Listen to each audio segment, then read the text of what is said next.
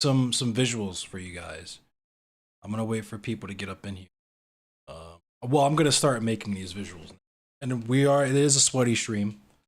We are gonna be in here sweating. We will be sweaty. It's hot. I don't have AC in here yet. Again, AC is going in my room.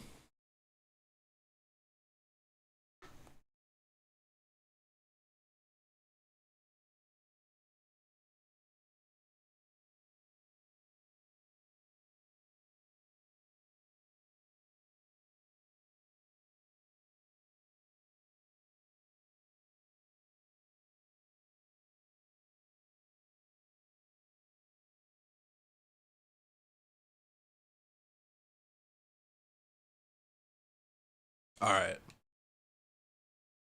Um,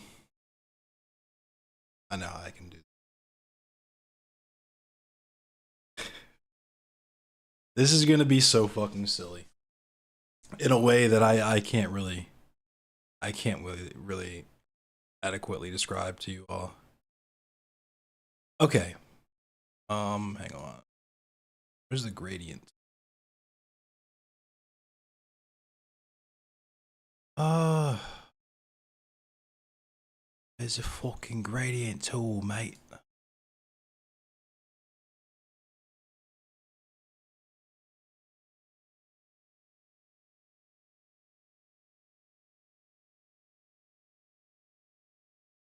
Where's the fucking gradient tool? What up, Magic City?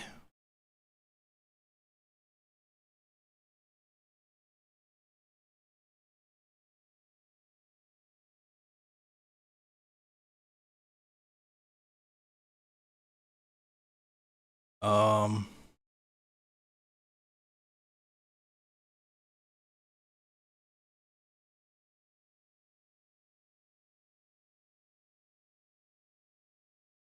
I'm silly. There is no gradient tool anymore, is there? Just the rectangle tool.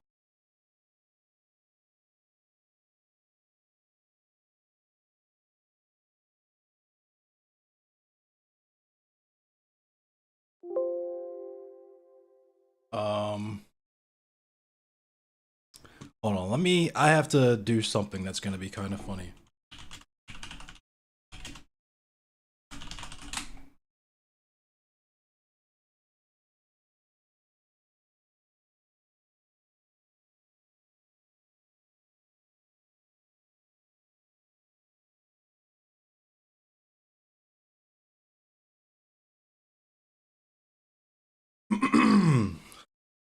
I'm also let me open up Chatterino. Sorry. I had to like hurry up and eat. John. Nice chat.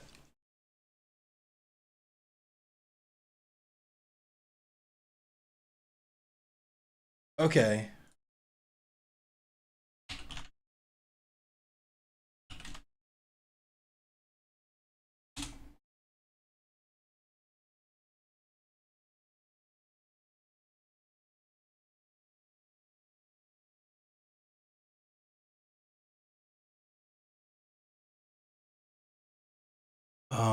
How in the fuck?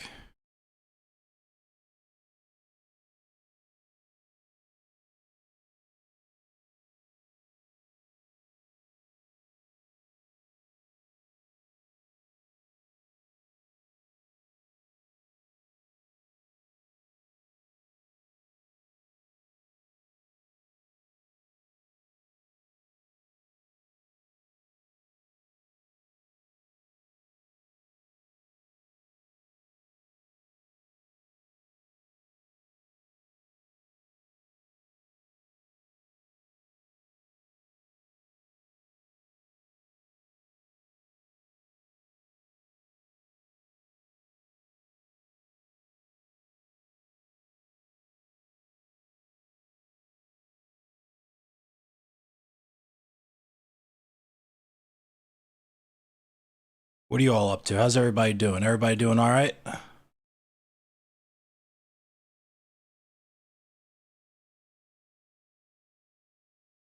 There we go. All right. Think I've got it. I think I've got it.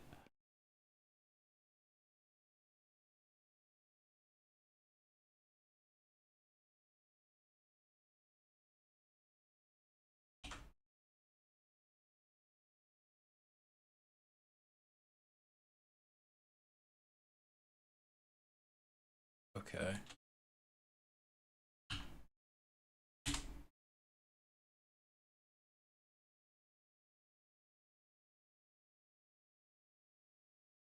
There we go. All right. Cool. I got something to show you all. Okay. And you know,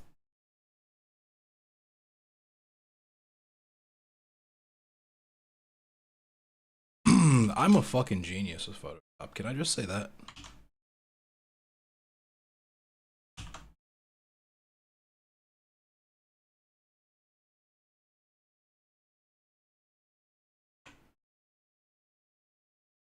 What do I got?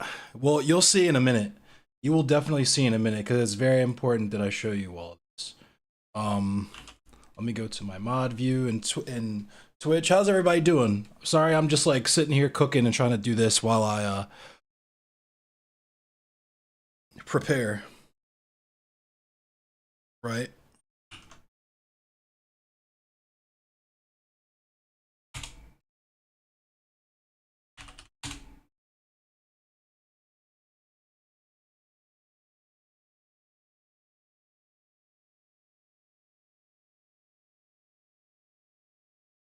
Okay.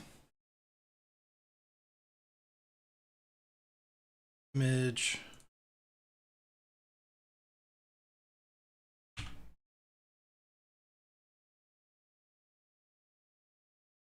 Story time? Oh yeah, we're definitely doing story time. We are definitely doing story time. All right. Cuz this is people are being really fucking stupid. Really, really, really fucking stupid.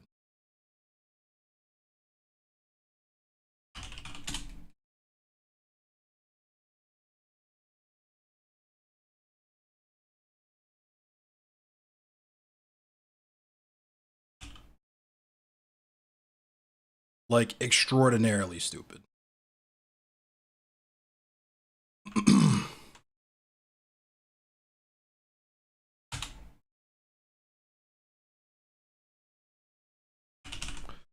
I'm taking a little bit of time to prepare. So I hope you guys are patient with me while I get this together, because it's not an analogy, it's just straight up me fucking explaining white supremacy to people like they're fucking 5 years old, right?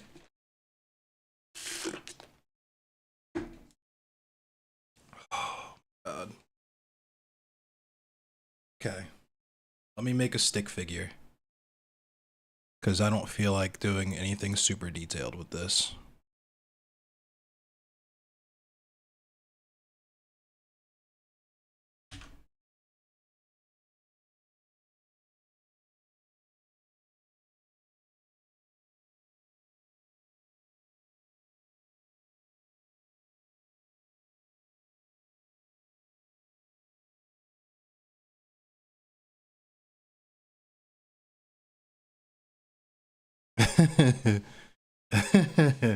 All right. I think I'm ready. I think I'm about ready. Are y'all ready? Because we're gonna baby steps. There's a few people up in here, so we're gonna baby steps this, because this is really fucking stupid. And with the whole Shark 300 thing, I guess we're litigating the anti-miscegenation allegations against me. Um, Even though, as I stated in the fucking conversation I was having, I fucking bunny hop like Dave Mirra. Um,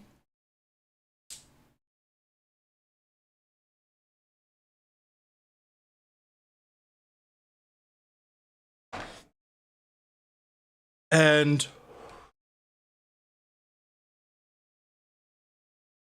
I also must say once again, sorry, this is CBD, this is not weed. Please do not fucking tell on me, Meemaw from the internet or Pauly Meemaw. This is just CBD. There's nothing illegal or TOS happening here.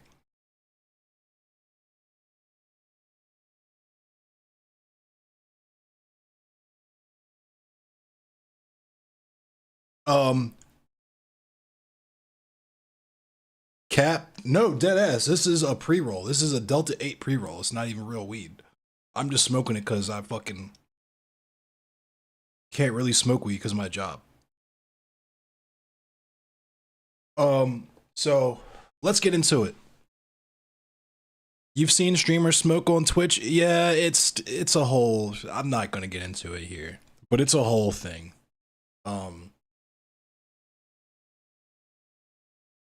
Anyway, so the point of contention was melanin, right? We're upset with the idea. I actually couldn't even tell you how to, like, I don't even know where to begin with this conversation. I guess I'm just going to explain the background of why I'm doing this.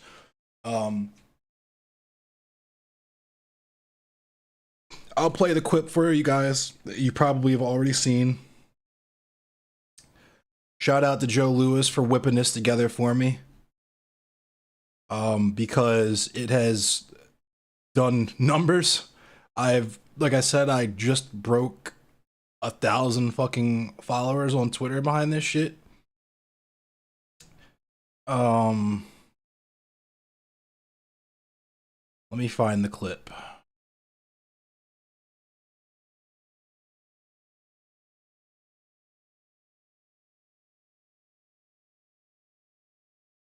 Okay. Let's bring this over. Here we go. Too far. Two like questions, okay? And then I'll answer all your questions. Sure.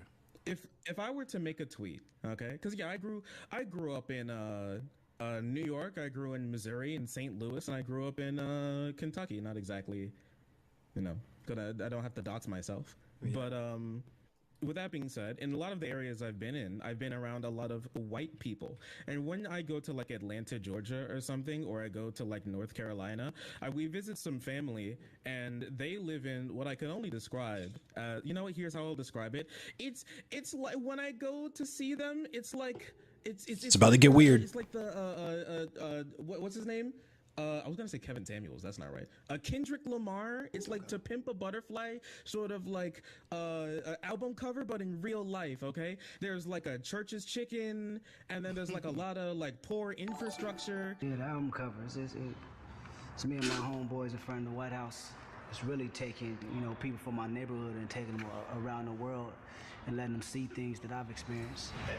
And then there's like kids on beat up BMX bikes, and I'm like, I'm not sure if I want to walk the streets after the street lights come on. Okay, and that's why I go visit some family every now and again. If I were to make a tweet and it was like, let's take a picture, okay? I'm just describing to you the picture. These are not words that I'm saying. Okay. It's a picture of like stereotypical, everyone's dressed as like the amount of detail he has to go into when he literally could have just said it's the hood. But we know how he feels about the hood. Like early 2000s Soulja Boy. So it's okay. Sure, they look like they're in a saggy pants. They bumping in they lowrider, and I go, they bumping in they lowrider.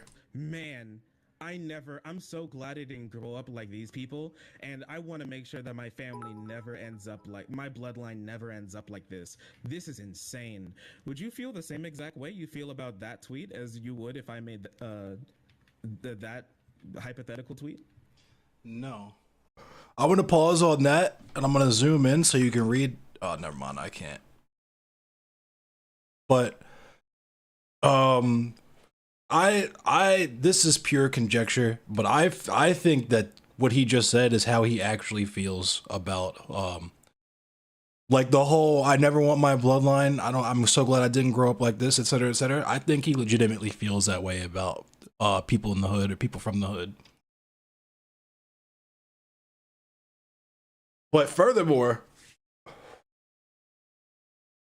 you have your detachment from black culture is like, how do you not know with this? Like, you're invoking this imagery and you have no fucking clue that there's not a Church's chicken in the background. It's the motherfucking White House, right? Second of all, and this is nitpicking, but Soulja Boy did not come out in the early 2000s. Soulja Boy came out in the year of our Lord 2007, the year I graduated from high school. Everyone knows this. So, Sure. the original tweet that the person said was the original post was 2 generations in the melanin gone from that family. And then someone replied to that with, I never want my bloodline and like end up like this. That's insane. We have no idea what this person is referencing.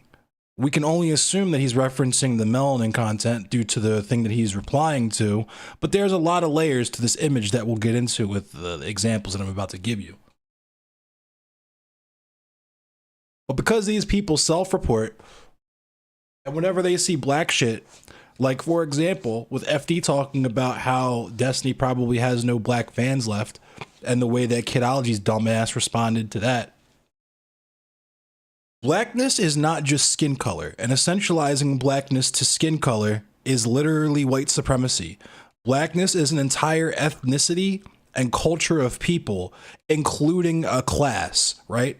Race denotes class, blackness being the lowest class that you could possibly be, at least in America, right? And this is what I'm going to get into, right? Pathetical tweet. So let's follow this for a second, right? Let's look at this gradient. Y'all fuck with gradients? I fuck with gradients. Let's look at this gradient, right?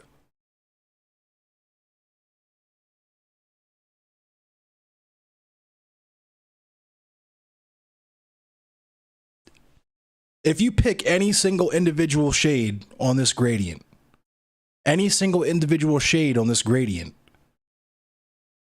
you could hit the skin color, the equivalent hexadecimal value to a skin color, here over here in this area being like me and shit, right? You can hit an equivalent hexadecimal value to any skin color, and any hex value on this bar here, any skin color represented in this hex value bar here can be black.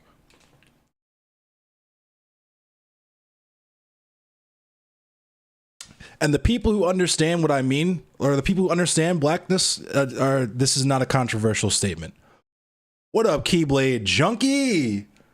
Soulja Boy, a sailor boy. Shout out to Keyblade Junkie. I know that navy boot is no fucking joke, bruh. And you went there in the winter. It's cold as fuck in Chicago in the winter.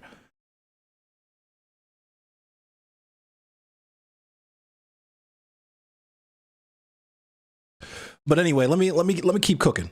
So try not to break your brain too hard on this, but literally every shade on this bar, right? Every hex value represented, every hex represented, or excuse me, every analogous skin color to this hex value, blah. I don't know how I'm marching 8 miles in that shit. Yeah, that shit was crazy, bro. I didn't do it obviously, but I had a homie that graduated from Navy boot back in 2008. We drove 13 hours to go see him at boot. That shit was nuts. But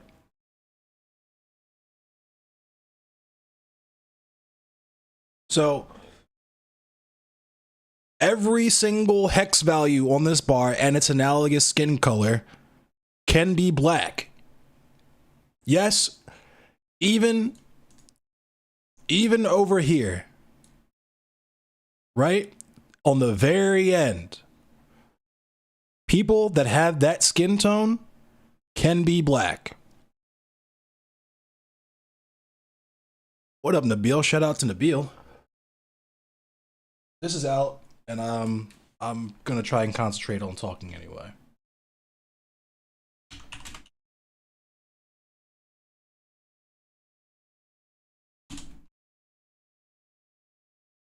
Okay, so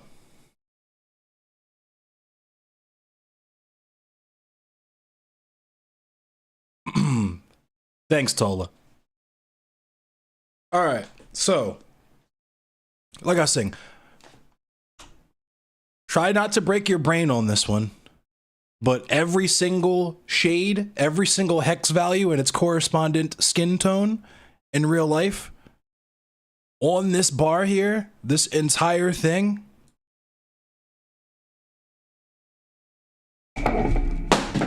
Oh my God. Okay. This is scuffed already. I'm trying to make this into a YouTube thing, right? All right.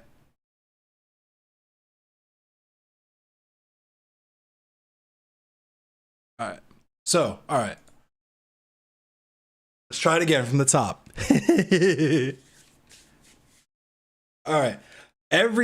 Try not to break your fucking brain on this, right? But every single hex value on this bar and its correspondent skin tone in real life, right?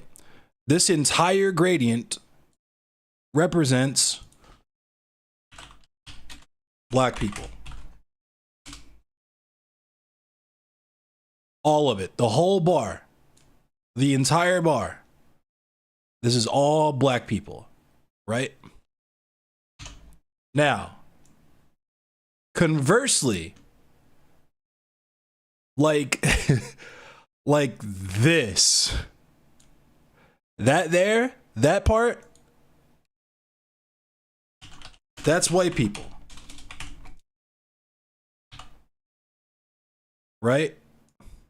Then we have white people and they're like, god damn, like this part right here, that's white people. That's the skin tones, that's the hex values and the corresponding skin tones that can be white people, right? Now, we're gonna go even further, right? Because some of you are confused. And you shouldn't be, because that's literally the rule, right? Whether you're talking about Socrates, or I believe it's Socrates. I could be wrong. Let me before I make an ass of myself.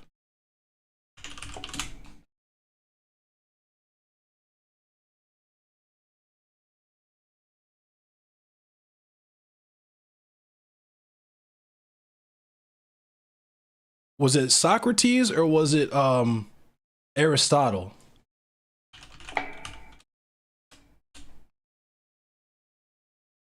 Aristotle, I'm sorry. I wanted to say Aristotle. Why did I say Socrates? Okay, anyway. So I think I'm represented by the background color. Well, you could still be a black person. That's the magic of blackness, right? And this is what I'm getting into.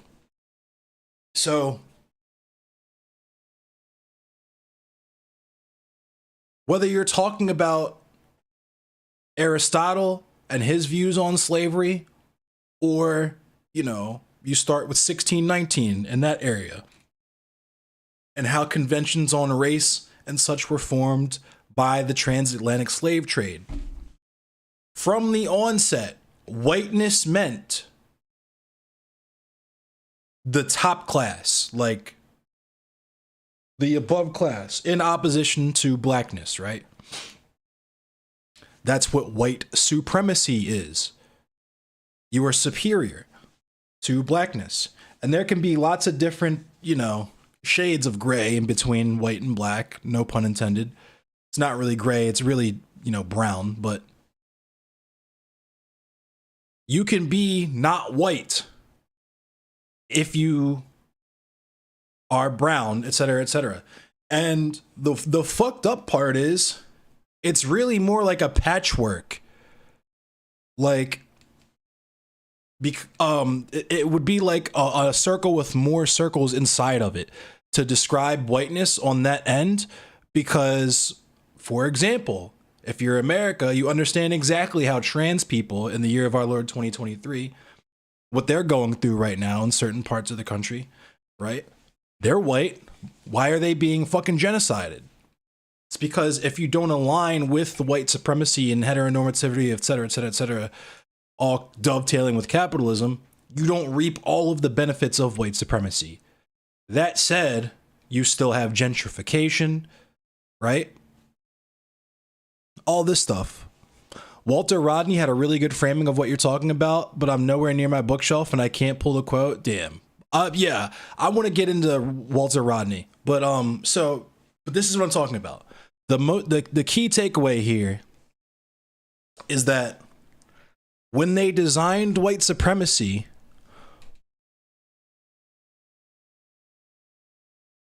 they made it so that only like this part right here was white people, right? White people can only be up in here. But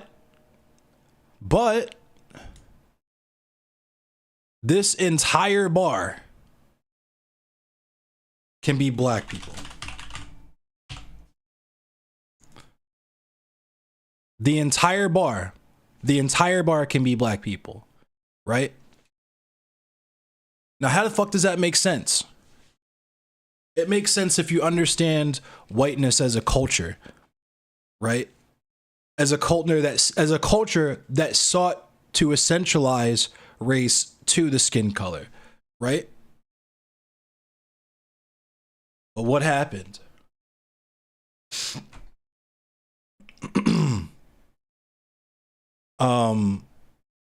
Maybe I'm getting a little bit ahead of myself. Let's also break down blackness too, right? Because blackness, if we're gonna go off the fact, like bouncing off of the fact that blackness has no correlation to skin color, obviously, if every color represented on this bar can fall into the category of socially black, right? And that socially word is important, right? Because if you seek to essentialize dark skin to black, right? Would you call these people black people? Or is that something different? Does that not make sense? These people are clearly not black, right? They're very clearly not white, though, right? So,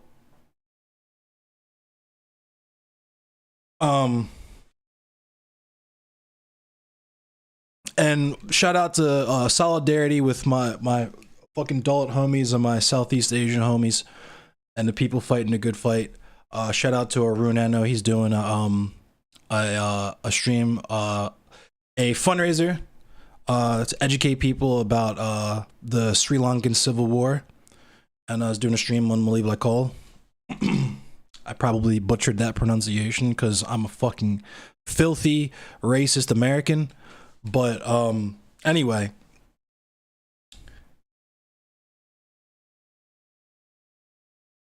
So if you understand that, right? Let's get our stick figure. Is this black? Is this a black person? Well, not necessarily. We just went over that, right? But is this a black person? Oh yeah, I mean, duh. Yeah, he's clearly black now, right? So let's do this then.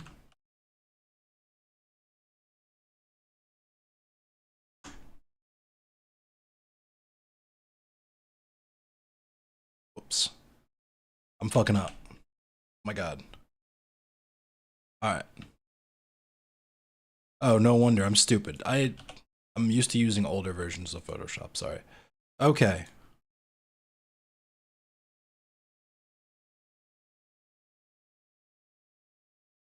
All right, I'm going to start over.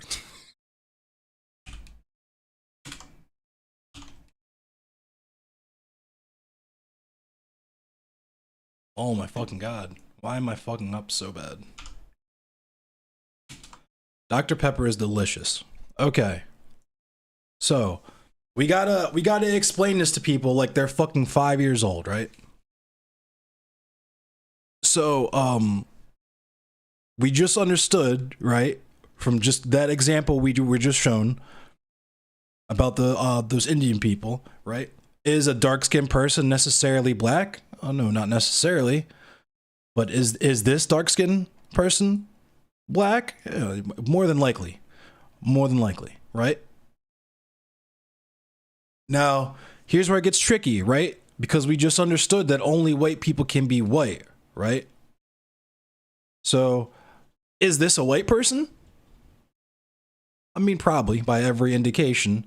There are certain exceptions, like, you know, Hassan talks about where Muslims are racialized. But is this a white person? It depends. Could even be a black person. Right? No, you're probably hit me with the Drewski. What do you mean by that? What do you mean by that?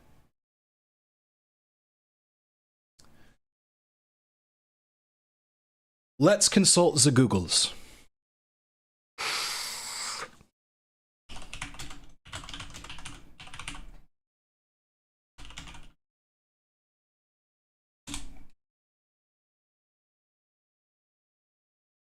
So, in the 17th and 18th century,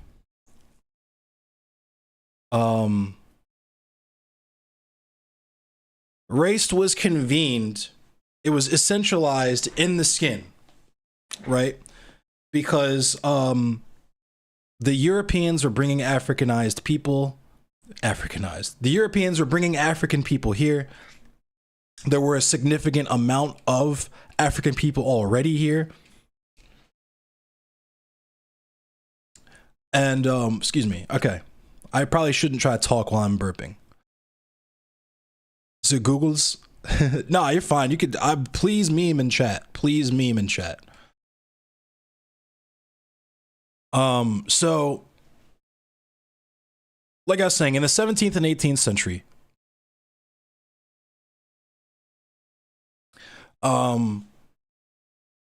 obviously, the United States of America was discovered. Slaves were brought here. So new African people were brought here. And by the time you got to the 19th century, you had a significant amount of naturalized new African people who were born and raised on American soil and had a completely different culture, more or less, than the people that they were descended from, who were also enslaved and forced in chains to come to this country against their will, right? And there was also not a whole lot of scientific rigor during this period of time. There was this whole to-do about how the Europeans were enlightened and so on and so forth. And there was a lot of stock put into the way that they conducted science. And I want to show you guys a TikTok really quick. You know, I love showing you guys TikToks, because it resonated with me. And it relates to what we're saying now. Right? Here we go.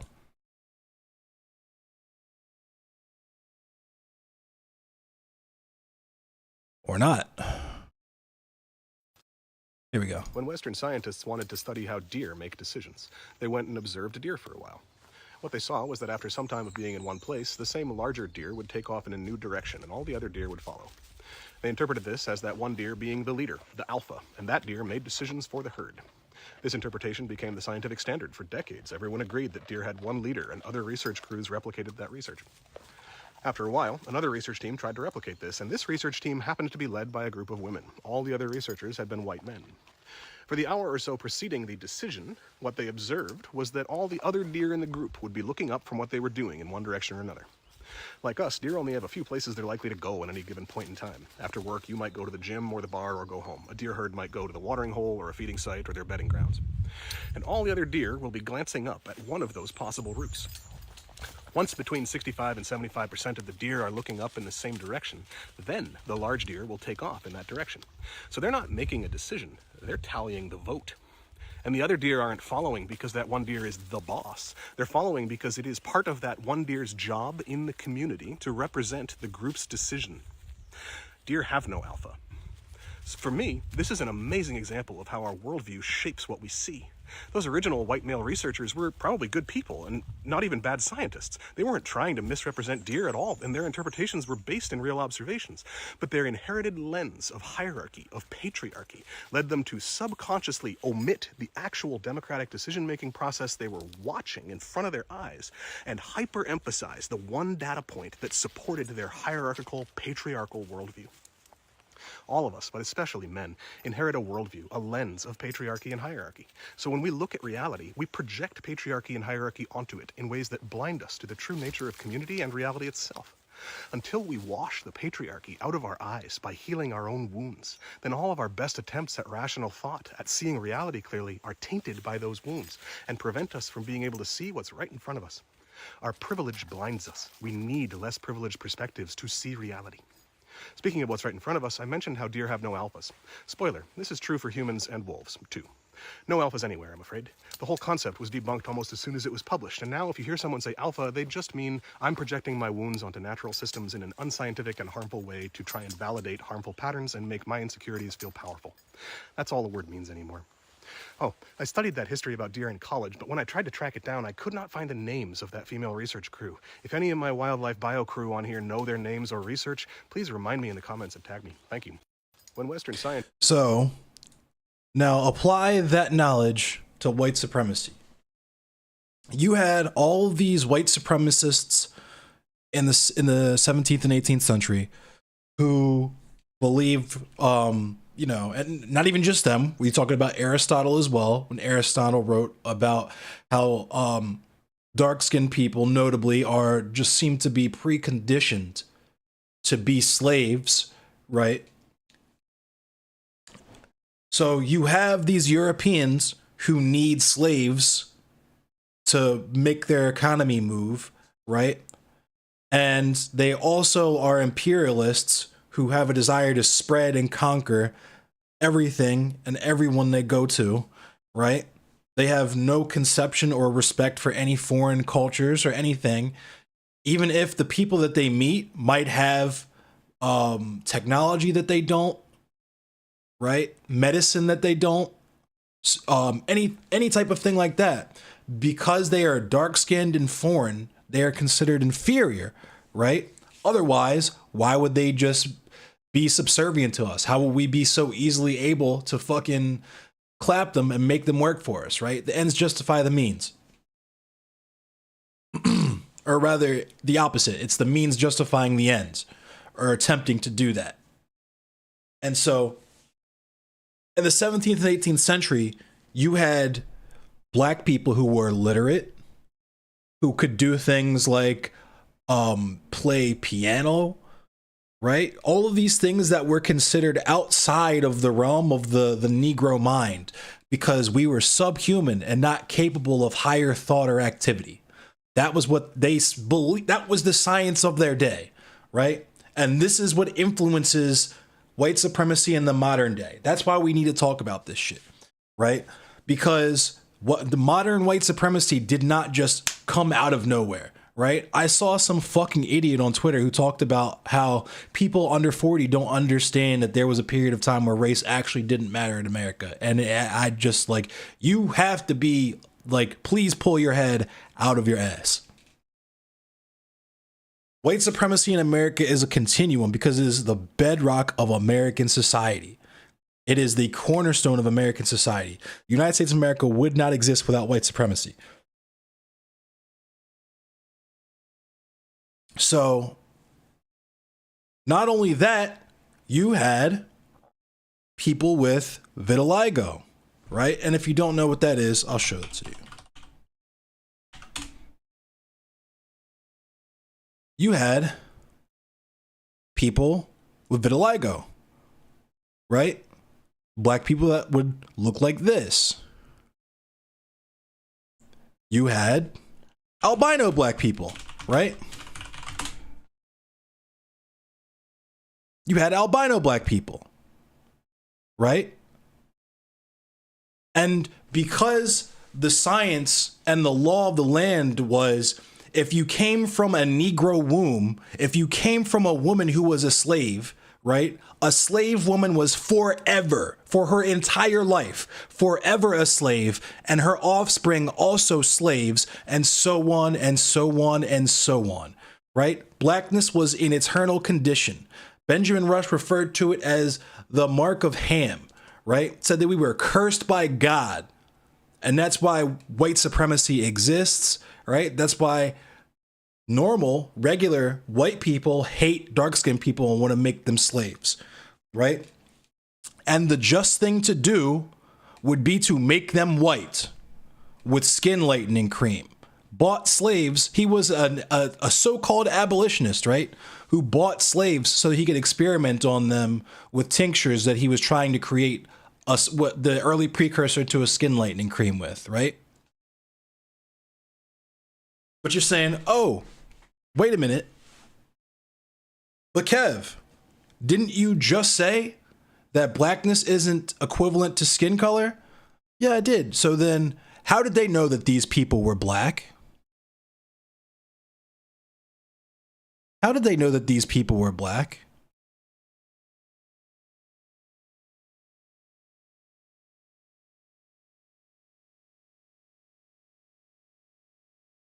Right? They had us in sideshows. They had us in sideshows because they were absolutely fucking enamored and fascinated with this concept, right? These black people must be becoming white. You had the liberals who were in love with this shit and thought that this was good and correct and awesome.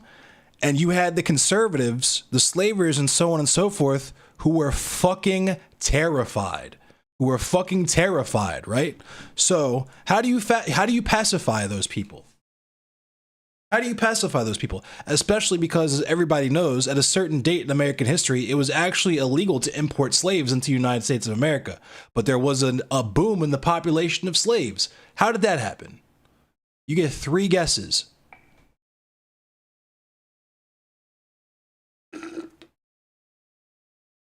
You get 3 guesses, right? Thomas Jefferson, the man, the myth, the legend, right?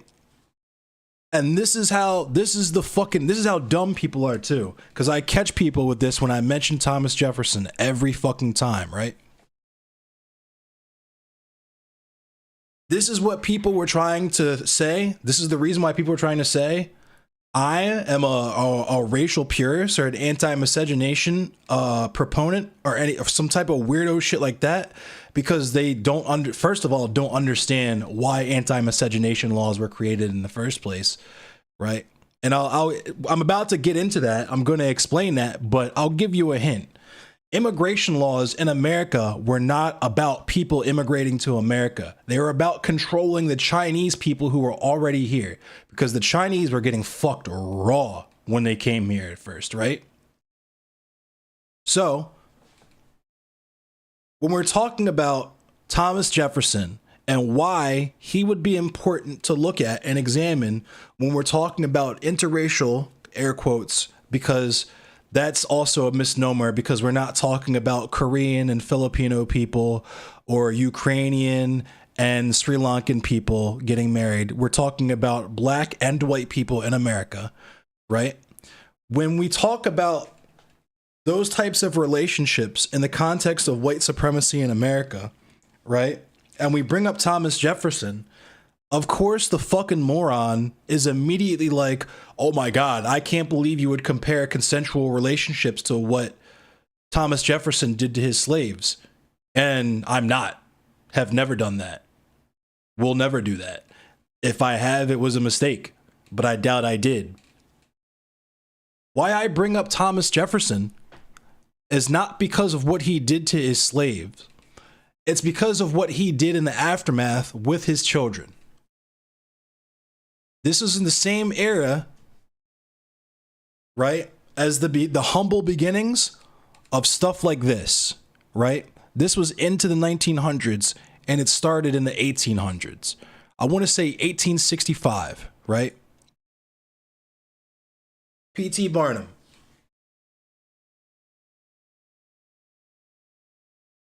They needed to establish because they literally could not stop fucking black women, because black women were, and to a certain extent still are, just considered sexual beasts of burden, right? It's like a donkey, except better than a donkey, because you're not really going to get turned on by looking at a donkey, right? But a black woman is comparable to a white woman.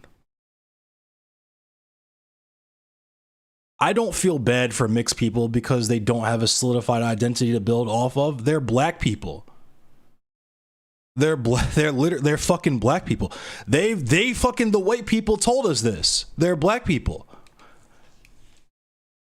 If they don't have a solidified identity to build off of, it's because they grew up in a class that prevented that, right? When we talk about people like Shark 300, listen to how he described the hood. Listen to how he talks about the black members of his own fucking family. Right? So, because white people literally could not stop graping us, right? And obviously, condoms weren't really invented back then. Birth control pills had they were a little ways off from being invented. There's a lot of little fucking mixed kids running around, right? On top of the albino black people and black people with vitiligo that they already had, that they were already freaking the fuck out about, one side or the other, right? And so you had people who they were concerned were going to start trying to pass for white, which was something that they could do nothing about. And they knew this, right? Because like I said, you had actual dark-skinned, full-on Stygian, Ebonian, Negroid niggas that looked like me who were doing things like inventing vaccines, right? Inventing medicine, writing music, all these things that were considered genius-level activity back in this time of these slavers, right? In the 17th and 18th century. And in the 18th and 19th century. And so it was inevitable. Holy fuck, we're going to have some black person that learns how to speak our language and learns how to do our stuff and finds some tincture to make himself white.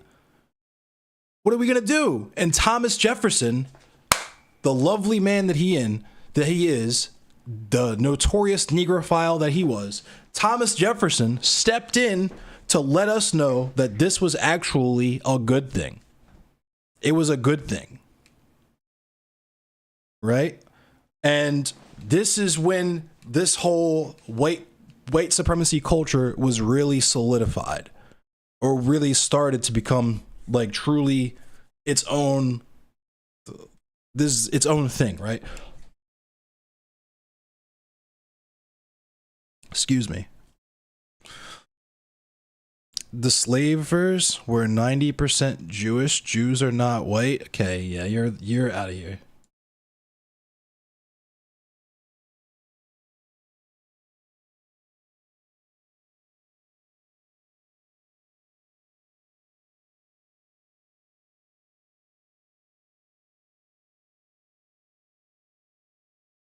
Nah, that's just I'm not gonna. The fuck you talking about, dog? Fuck you talking about? Anyway. Jesus fucking Christ. I knew I was gonna attract the normal people with this stream.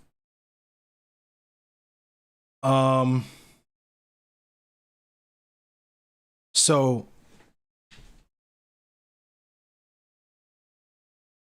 this is how we get stuff like residential schools, right? Shout out to Nabil. Nabil has talked at length about the Canadian residential schools. We found the New York residential schools, right? And that was the difference between the North and the South. And that mixture is what we have to this fucking day, right? Liberalism versus conservatism. North, South, Union, Confederacy. White supremacists and pure capitalists, right? Who don't understand that that's also white supremacy because they are influenced directly by white supremacy, right? The far right wing perspective, right? And this is how fucking stupid these people are. It's just like it's like men who think when you say sexual assault or rape, the only thing that they think of is a dude with a mask on in like an alley with a fucking like knife. You know what I mean? Like running down on some random person and, you know, like a fucking horror movie or something. When acquaintance rape is the most common type of rape, right? Everybody knows this. Feminism 101, right?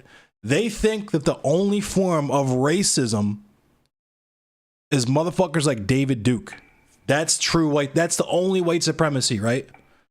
When we know your friends will be the ones who do the most fucking microaggressions to you and not even think twice about it, right? So you have the far right-wing version of this, of white supremacy, where it's the people should know their place. If they're not working for us, and if we're not fucking them, and we're not eating them, then get them the fuck out of here, right? Ship them off or kill them. That's their mindset, right? They want a white ethno state in terms of actual visual whiteness, right? The liberals want a white culture state. How many times have y'all heard Destiny talk shit about how black people have bad things in black culture, right? How many times have you heard some weird ass Nazi dance around the phrenology by saying it's not black people's genes that makes it so that they're destined to be in the position that they're in, it's their culture, right? Bootstrap theory, right? Respectability politics from within, right? We understand this. We know this.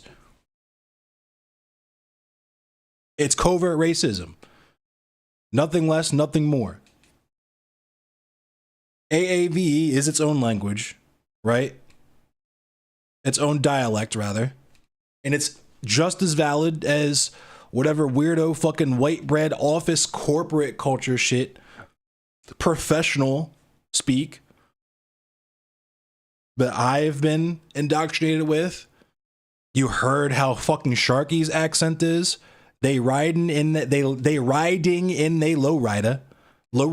right?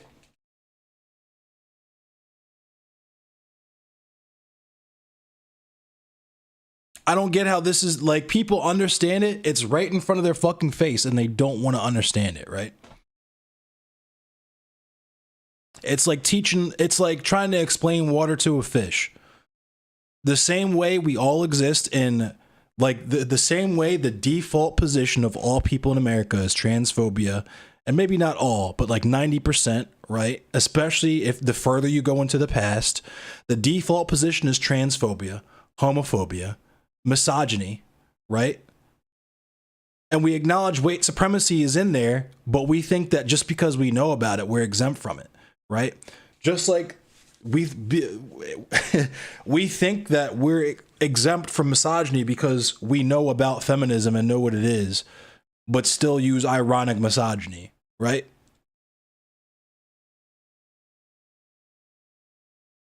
And just like you fucking heard Dylan Burns' dumbass say, the problem with the ironic shit is, how do you know when it's ironic? How do you know when it stops becoming a joke?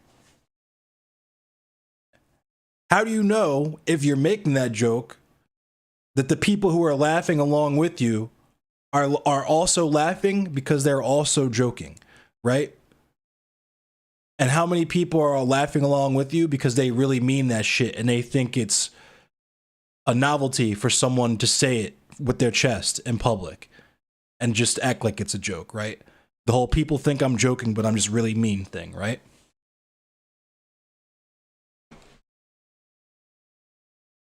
You have Vosh, who will say the hard fucking R, and white people saying the N-word is a microaggression. I don't give a fuck for what reason or what purpose, right? If you are saying that, like, you just should not want to say that word for any fucking reason, period. You're sus if you, like, want to say the N-word. Whether, especially if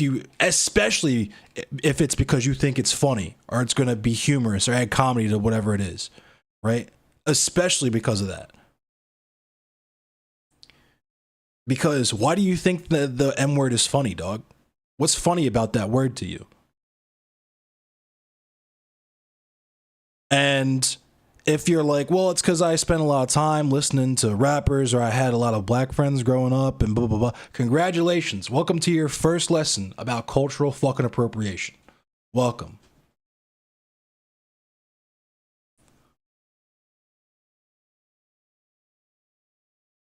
And this is what I'm talking about. And this I don't know. I can't speak for anyone else. I can't speak for the people in the tweets that Shark00 was responding to. We know how he feels, obviously, but I'm coming on here to tell you all how I feel and explain my point of view and the things that I understand, because I've been dealing with the fucking anti-miscegenation and racial purist and all these fucking allegations for almost a fucking year now. And all of the shit that I said in that conversation was extremely fucking pedestrian. Extremely pedestrian, right? I even said that I don't make any prescriptions for anyone. Because I truly fucking don't. I truly do not care who you want to date or have kids with. I was simply saying, hey,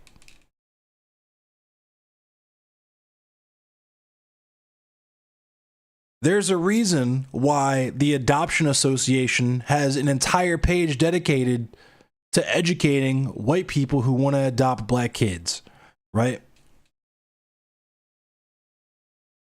And the black kids who went to public school and had white female teachers growing up will tell you about their experiences with those teachers. We have a literal slang word for a specific type of white woman, right? Karen. Why? The joke is that it's because she's going to call the cops on us, but what did the cops do when they come for the black people? What happens to the black people when the cops come after Karen calls them? What happened to Emmett Till after Carolyn Bryant snitched on him? And I mean, not even snitch isn't the word, but what happened to Carolyn Bryant? Or what happened to Emmett Till after Carolyn Bryant fucking lied on him? Right? And y'all think this shit is a fucking game or a fucking joke. Or you just don't understand the severity of this shit. Right? There's a fucking litany right now. Right now.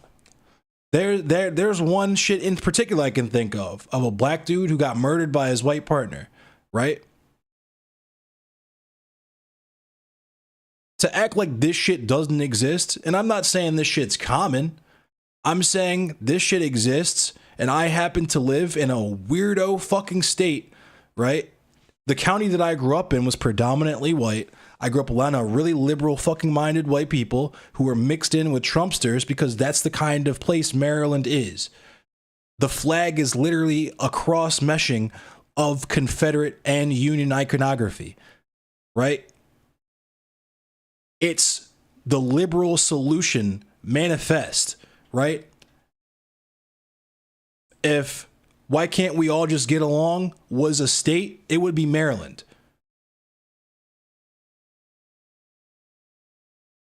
You have the get out white people living 3 doors down from the green room white people, right? That's how Maryland is.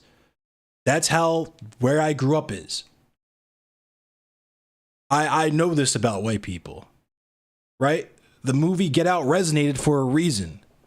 It's because even the most well-intentioned white people can be insidious. And not because they're evil people, but because they just don't fucking know any better, right? And when we pack up our shit and say, you know what, we're gonna go over here for a minute, then you call us black separatists. When we try to keep our fucking selves safe, or we try to preserve our own fucking peace, then the black separatist allegations come out because y'all play too fucking much. And then when it acts like we're the ones who just can't take a joke when we die behind the shit that y'all joke about every fucking second of every day in this country. It's nonsense. It's fucking nonsense. And then you're gonna hop on Al Gore's internet to say that me pointing this shit out means that I hate black people who date white people. It's fucking foolishness. It's fucking foolishness, right? It's 2023, not knowing any better shouldn't fly anymore. Honestly, I understand perfectly why people don't know any better. We have George Bush to thank for that, and the No Child Left Behind Act on top of the dream of the conservatives was to absolutely fucking gut education, because uneducated people vote Republican. This is two types of people vote Republican. Either exorbitantly fucking abhorrently rich people protecting their capital, or the useful idiots who vote to help them protect their capital. Those are the two people who vote Republican. Right? And this is why class is important when we examine race. Because race itself denotes class, but there's a class within a class. That's why class, like economic class, is something that is kind of separate, but not able to be divorced from racial or ethnic class, right? It's, I would say, not nearly as stratified in terms of ethnicities as it was in the 18th and 19th century, 17th, 18th, and 19th century. You know, black people aren't largely, and I say largely because I have to roll past the encampments of homeless people who have jobs and are drug addicts and so on and so forth. Every day in my commute to work, we all know about the encampments. We all have encampments in our cities, right? Largely, black people aren't living in fucking shanty towns, while the Irish and Italian people live in fucking hovels that are slightly better than the shanty towns with no plumbing, right? It's not really like that anymore. But that said, black people have remained on the fucking bottom. Blackness was designed as a permanent fucking underclass. A permanent underclass to be exploited. And that mission was successful, right? That mission was successful. That's what black means to white people. And we can see with all these fucking weird ass white people, right? They only pick, right? What we heard from Riverboat Jack the other night, what we saw her demonstrate, is that they will pick and choose their token black voices to have around them to convince themselves that they aren't implicitly white supremacist, and never examine why they selected those specific few, right? It's just a huge fucking coincidence that they happen to pick the black people who agree with them on everything. Huge fucking coincidence.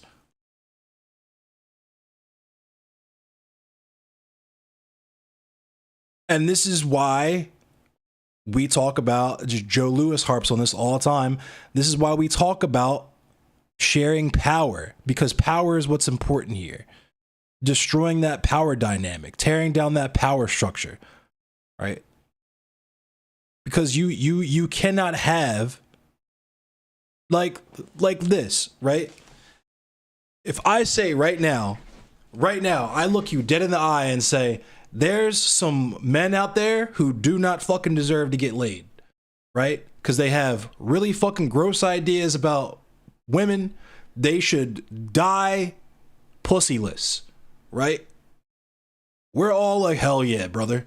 But when I say there's some white people who should never, ever have access to black bodies, you're like, oh my God, listen to this fucking anti-miscegenation proponent.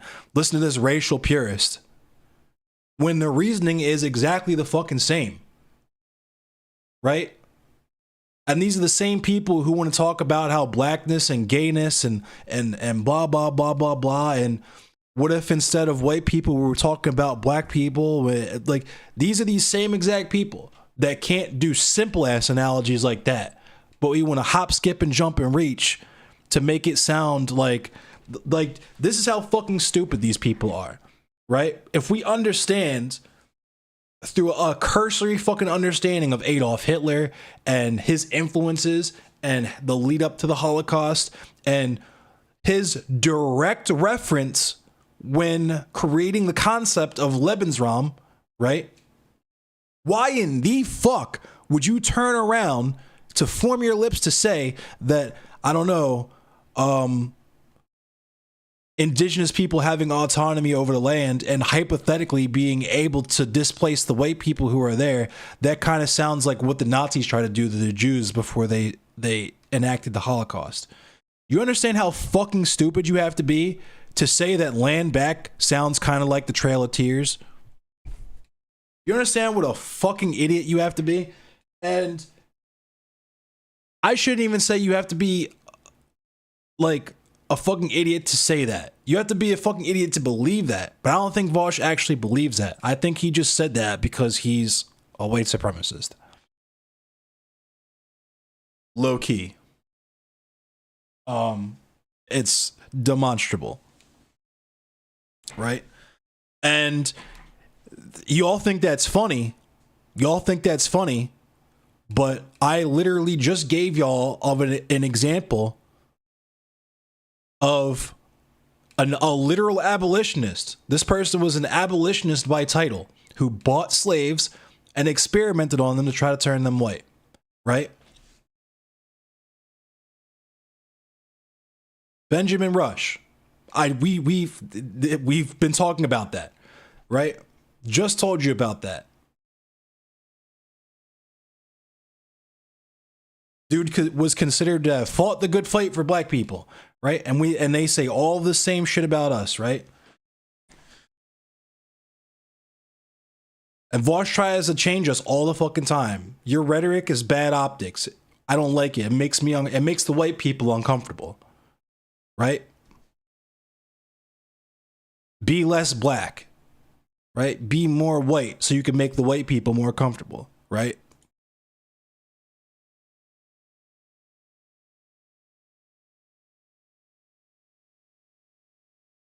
And if you're not doing something for people, you're doing it to them. And I can say you with confidence, Vosh is not doing a fucking thing for me or mine. I promise you this. Shark 300 is not doing a fucking thing for me or mine. Not a single one of these people has contributed a fucking thing to my city, or my family, or my circle of friends, or my affinity groups, right? These people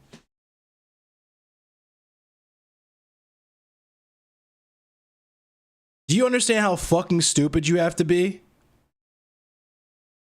to give someone money, to give someone $20 and be like, please donate this to trans people, right?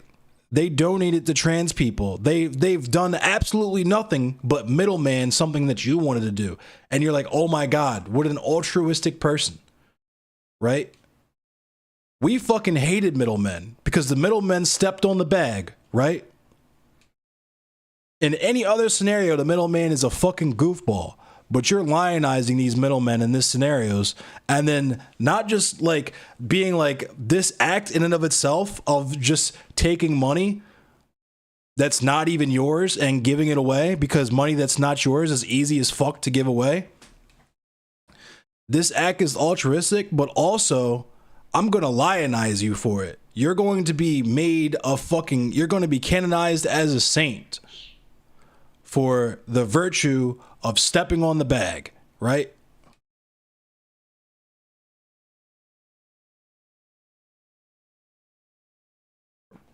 It's fucking foolishness. It's nonsense.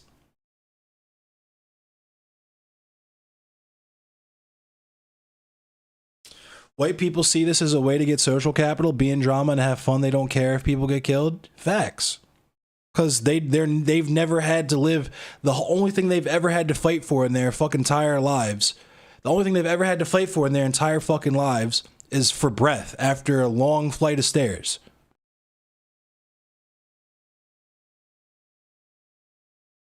It's fucking nonsense.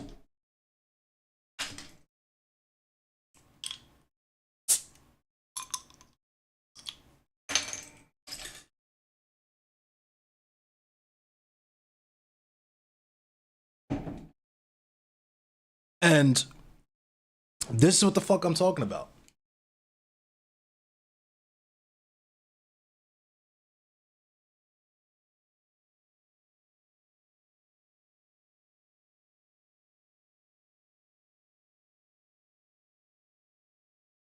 Like I'm exhausting myself because I don't know like how much more simply to put it.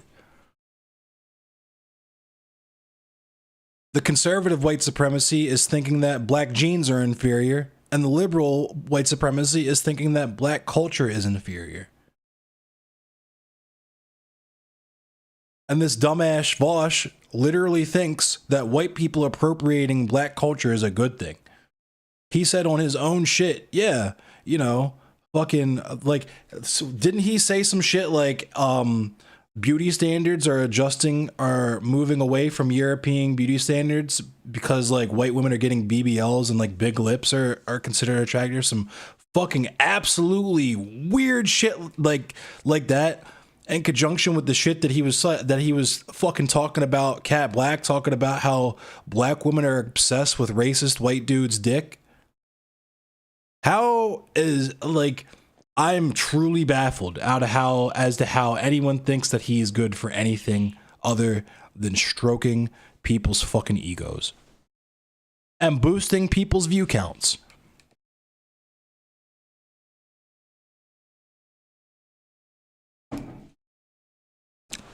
Merrick sat with me in a private Discord call and looked me dead in my fucking eye and told me, yeah, Vosh and Shark 300 are fucked up for this whole anti-miscegenation shit, and I know you're not really like that, and I know you don't really feel that way, but I gotta ride with them because they got all the viewers, right? She didn't say it that way, but that is the message, right? She gave me the Stardust defense. They have huge fucking platforms, and I get engaged with all these people, and if I can reach just one fucking person and win them and convince them, right, then that's a victory for me. And then when I ask, what the fuck does getting 14-year-olds to stop spamming hard R's in chat have to do with black liberation, right? Stardust just starts calling me the R slur, right? But Merrick just starts crying, right?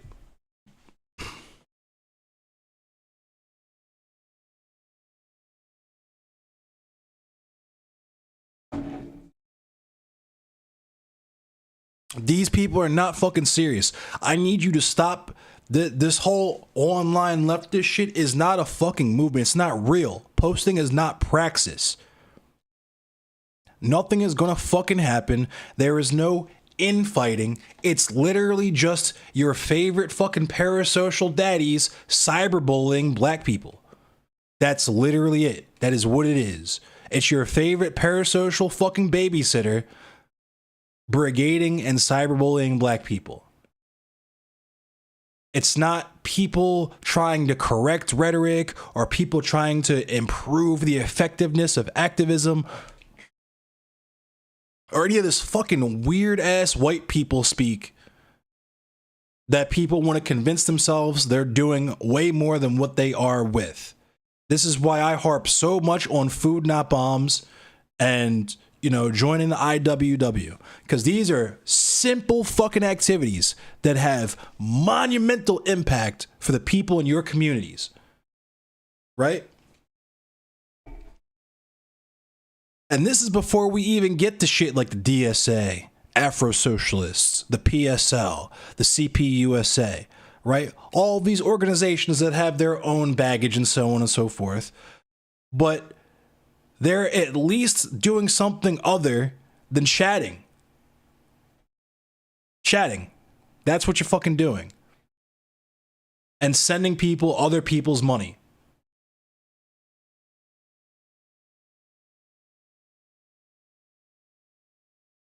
It's known. My name rings in my community. And it's known what I've done in my community, what I would do for my community, and the role that I play in my community. And I don't mean my chatters who give me money and validate my ego. I mean my literal fucking community. I mean the black people who live next door to me that I'm not scared of. I mean my homies 2 blocks away where I play poker. I mean the church 10 minutes from here where Food Not Bombs serves food every Sunday.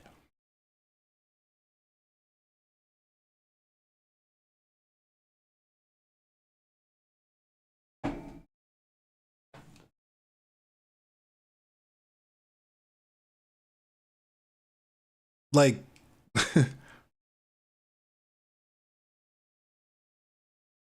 I'm not surprised by this.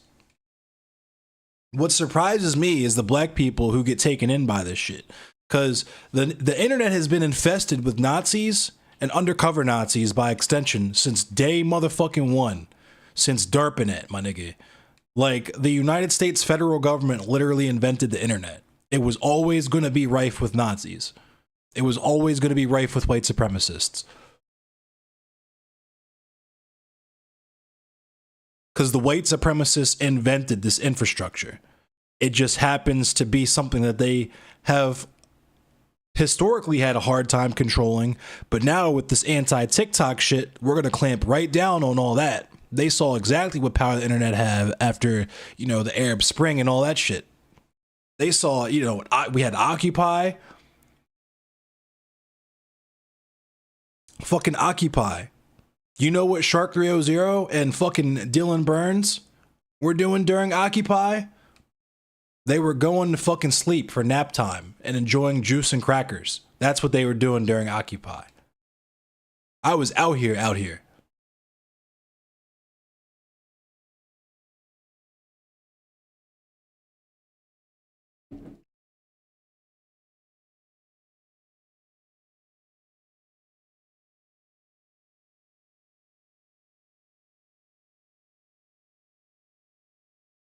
They were in fucking middle school.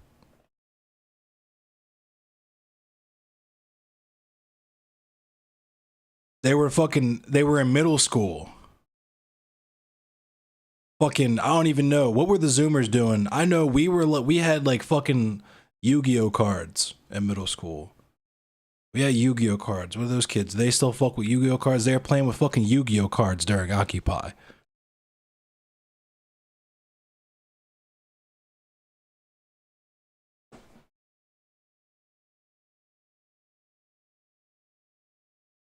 It's just, I don't know.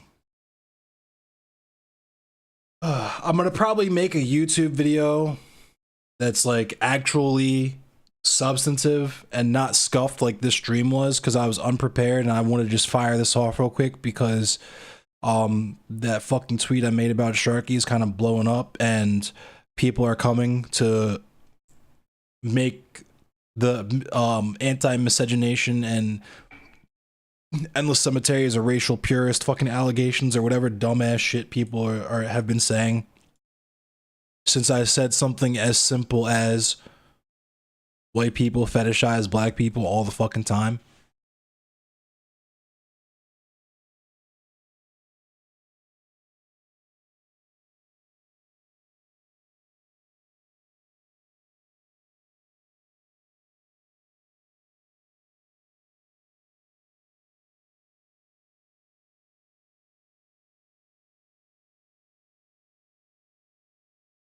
But yeah.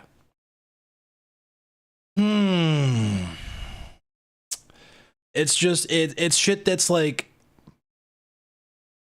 it's more disappointing for me than anything, honestly. Like in a way that I can't really describe. Like it really hurts my soul. Like it makes me sad. Like really sad. Like it makes me understand, not really, but I kind of feel like Carter G. Woodson when he decided he needed to make Black History Week, right? Or Negro History Week, right? Like you have black people perpetuating this shit, spreading this shit, that actually watched Shark's conversation with me,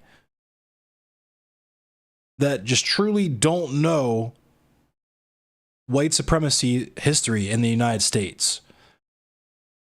They're really on, wow, white supremacists don't really want to have kids with black people time.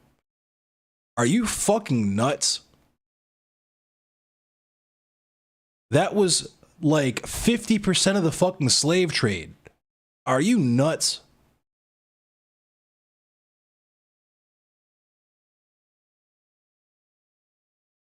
And then we had residential schools and shit in the future. Right? To this day. Right fucking now. I'm gonna, like, if I could Google right now, Bink knows, how do black girls get treated in school? What type of treatment do black girls get in school if they're too loud or too fast or whatever?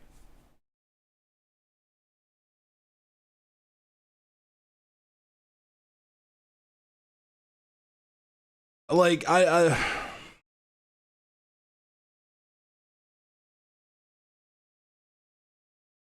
it sucks that even the people who call themselves our allies don't understand that half of white supremacy was turning black people into objects of comfort for them, not just getting rid of us.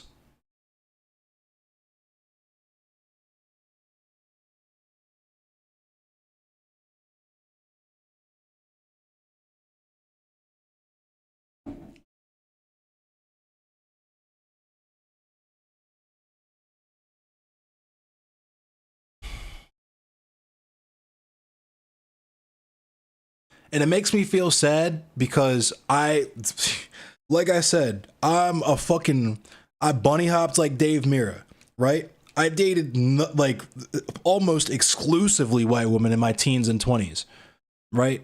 And I knew the mindset that I had with okay, when I was 16 years old, right? This was how fly in the milk I am. This is how much of a fly in the milk I am.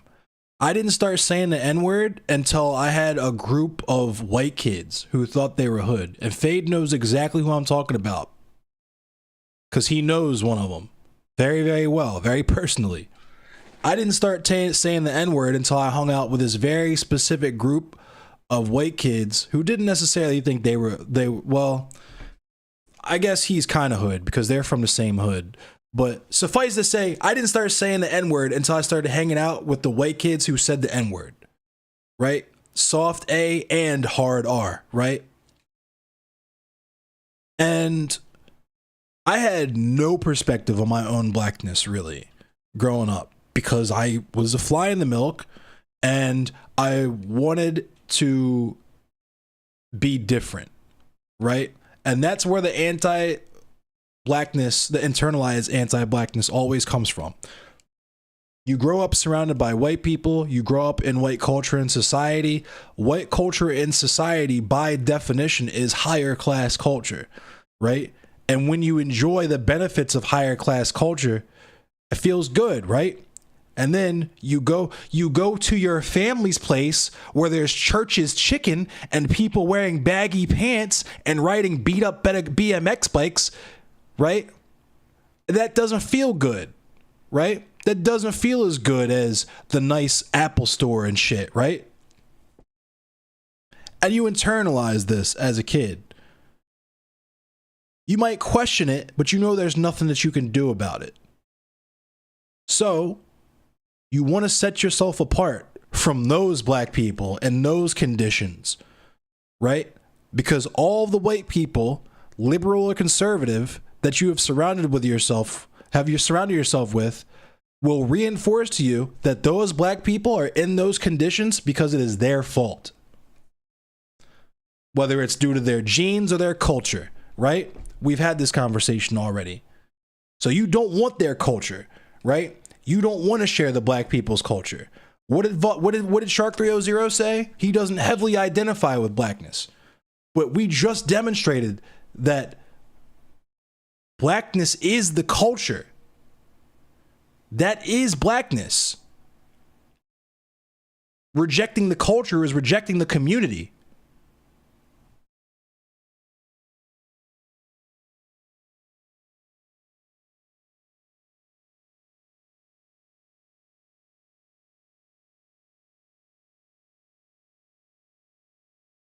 And so,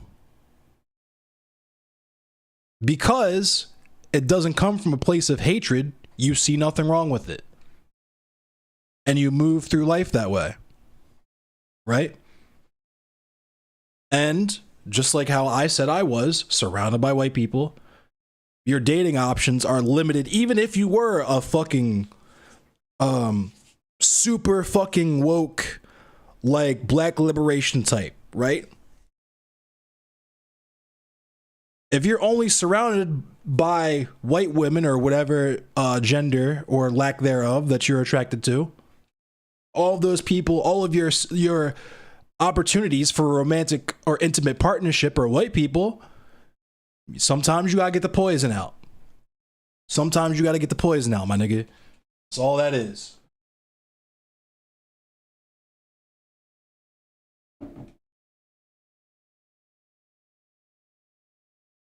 And that was me. But nigga, look. I did all this punk shit when I was a kid because I thought the black people liked the rap and the crazy white people liked the rock and roll and the heavy music, right? And I'd be unique if I was into that because not all the white people are into it, but the really, really cool white people seem to be into it, right? And so, like, I understand this shit. And that's why it makes me so fucking sad. Because, like I said, when I was 16, my girlfriend at the time, who wasn't my first girlfriend, but she might as well have been. Because my actual first girlfriend was that girl who's, I totally have a girlfriend. She just goes to a different school. That was my girlfriend who went to a different school. We saw each other the entire, like, 4 months that we dated. We probably saw each other, like, 3 times. We would like meet and go see a movie at the mall and like make out in the movie theater. And like she like came to like 2 of my school's mixers. But this girlfriend lived right around the corner from me. So we spent a lot of time together. And we had all the same mutual like best friends. Like shared the intimate, like not intimate, but like shared a very close-knit like circle of childhood friends, right? That I'm a lot of them I'm still good friends with to this day. Like they are my white people. My other friends, my one friend that Fade knows, who said the N-word, who got me saying the N-word, after about 2 weeks of dating this girl, and him realizing who this girl is, he pulls me aside to tell you, hey Dizzle, my name was Dizzle. I'm in the story, I'm in the moment. He pulls me aside and goes, hey Dizzle. So I've been working with this dude at work. We've been co-workers for a minute, like a year or two.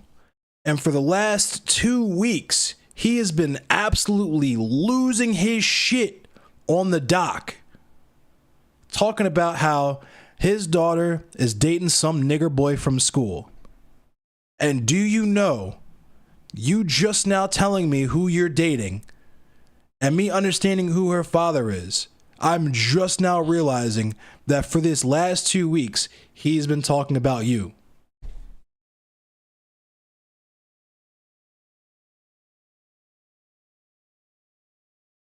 I was crushed. I was fucking crushed, right? But I played it off. Because she's not like that, right? Now, she ended up like fucking breaking up with me and telling me it's because she didn't have time for a boyfriend, but it's really just because she wanted to date with like someone else. And it's like, and I'm not like trying to demonize her for that. We were in fucking high school, you know what I mean? See who you want. I was fucked up about it at the time, but like whatever. We were kids, right? And she's in the win now. But what if I had kids with her? How do you think that kid's grandparents would feel about them?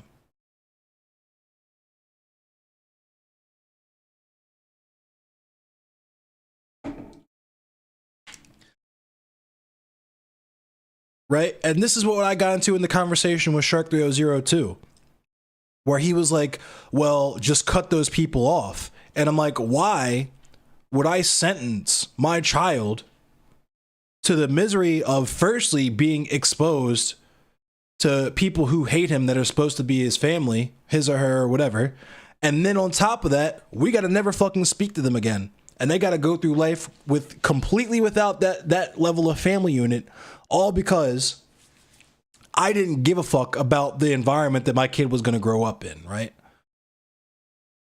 When I could literally just not, right? Real semen retention energy, right?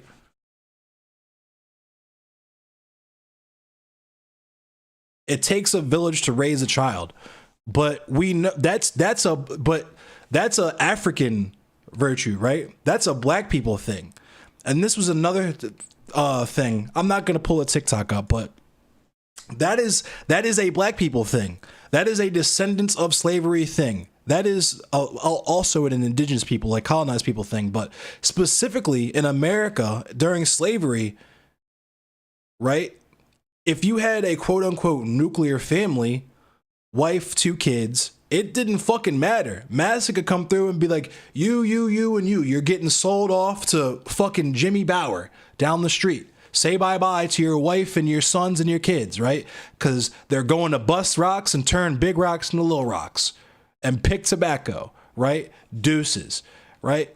That's why we established a general family unit where everyone has that family tie, that level of relationship to everyone.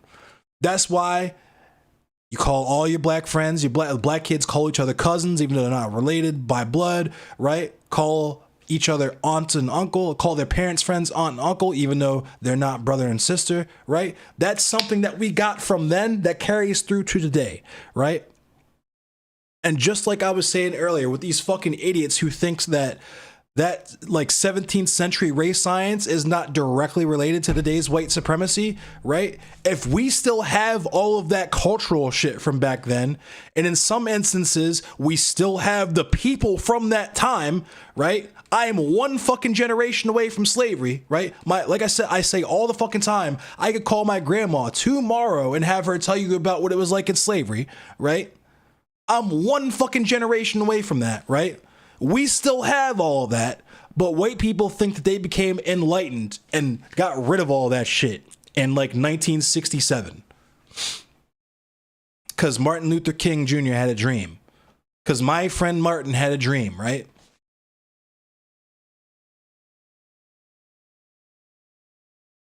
It's like, it's, you know what I mean?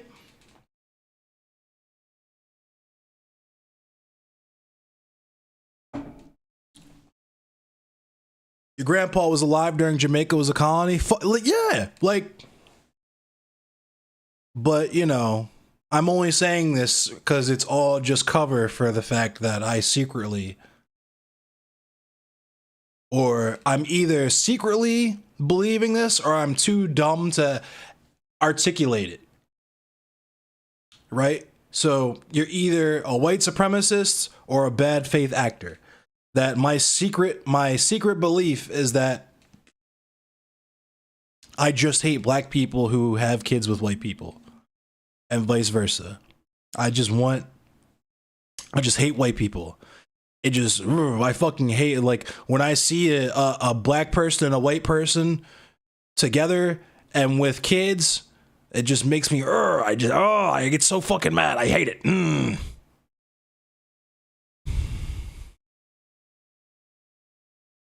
Makes no fucking sense.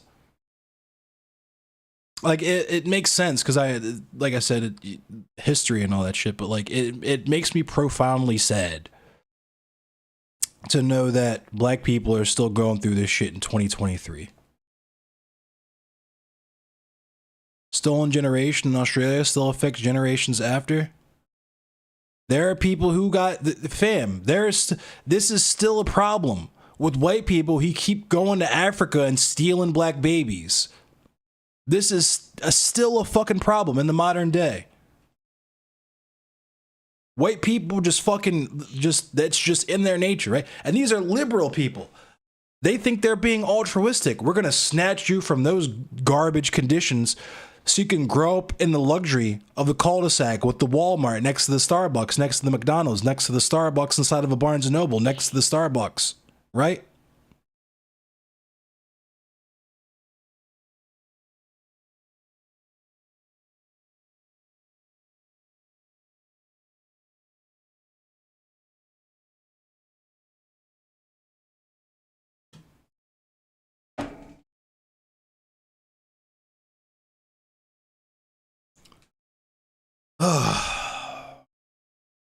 I ain't got nothing else, honestly. I'm about spent.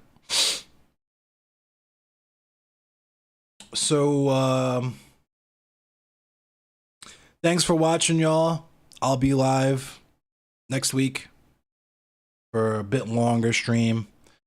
I only streamed for like an hour and 45 minutes on this one because I got home late, job kicked my ass, and I gotta go to bed early to get up early for work tomorrow.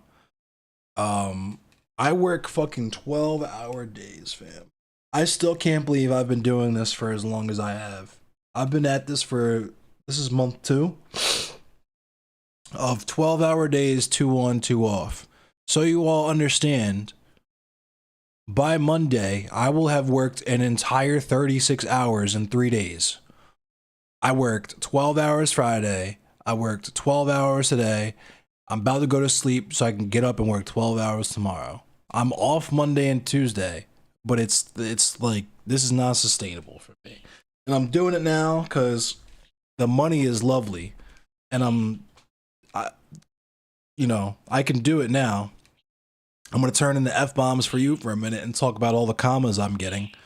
I'm not going to talk about shooting people with 223s because I'm not a fucking weirdo, but and I'm not going to use any F slurs live on air and then get mad at other people for reporting me for it. So, I'm in a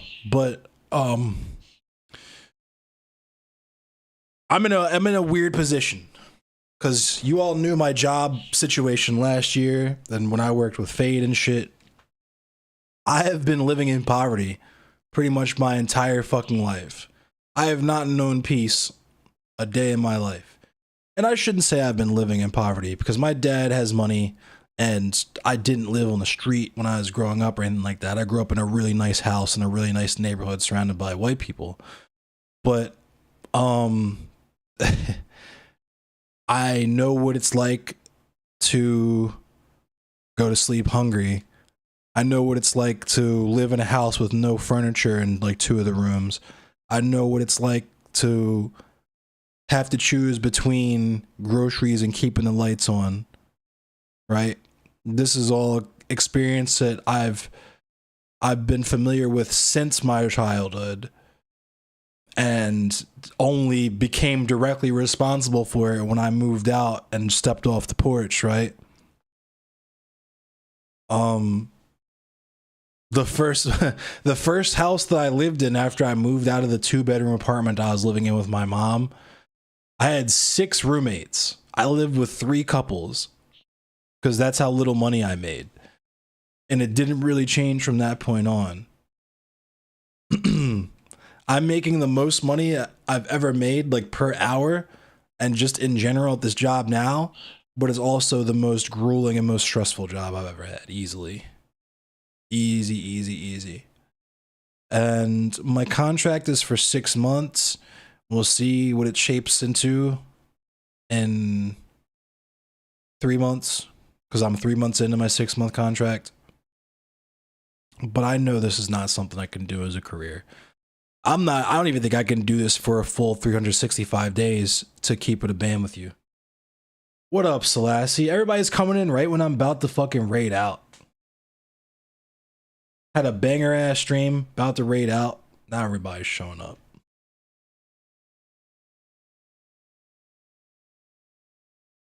It's all good though. I'm taking care of myself. I'm finding my balance. I'm aware that I'm burning myself out at this job, and I'm just gonna let go and let God. You know what I mean? I'm gonna work at the pace that I want to work. And if it's not good enough, they want to fire me, whatever. That's cool. I'm trying to put out some new YouTube content. I'm working on this essay.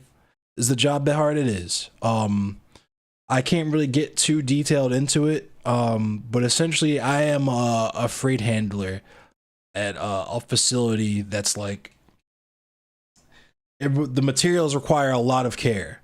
Like, they're much more sensitive than just your average freight.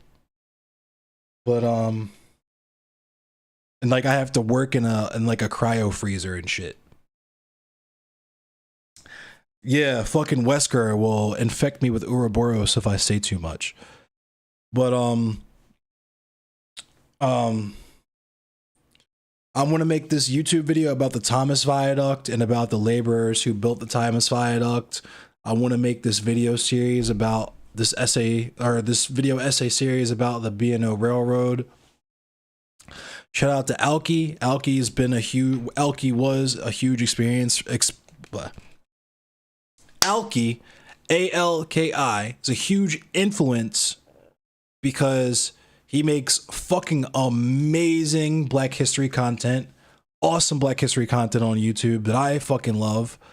And I'm not going to say I want to replicate it, but I feel like I can do something very similar and add my own sauce to it. You know what I mean? I like to cook with my own sauce. And we've talked about, do I have a link to their channel? Yes. We've talked about actually collaborating on like streams like this and just like talking about the B&O Railroad and stuff like that, because he's also a train nerd the same way I am, except I actually grew up in the birthplace of the B&O Railroad. I grew up, you know, going to the Thomas Viaduct. That was a place I just casually went as a kid. I used to ride my bike there and shit. But it's at Alki Historiker on YouTube. We've watched some of his stuff on here before, but I'm moving nukes on the subs, yeah.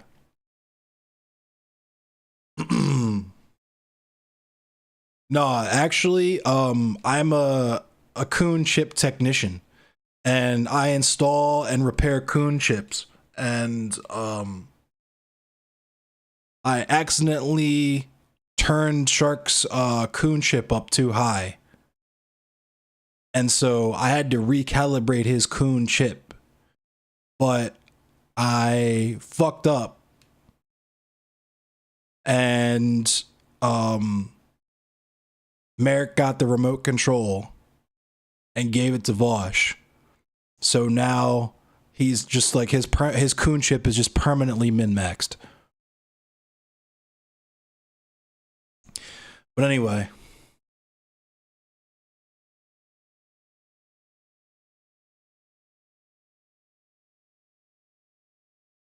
who am I going to raid? Oh, Nabil's live. Fuck out of here. Let's raid Nabil. We could always raid Shark 300. It's like, nah, I would 1000% get reported if I did that. He would definitely say I was harassing him or something. Let's raid Nabil.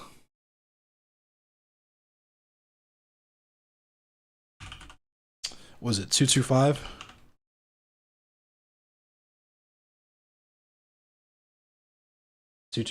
All right. I'll catch y'all on the flip. I'll see y'all on Monday or Tuesday or whatever.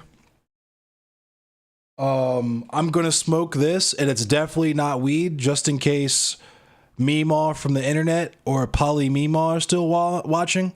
It's definitely not weed, so please do not tell on me. And yeah, give Nabil some love for me, and have a good night, y'all.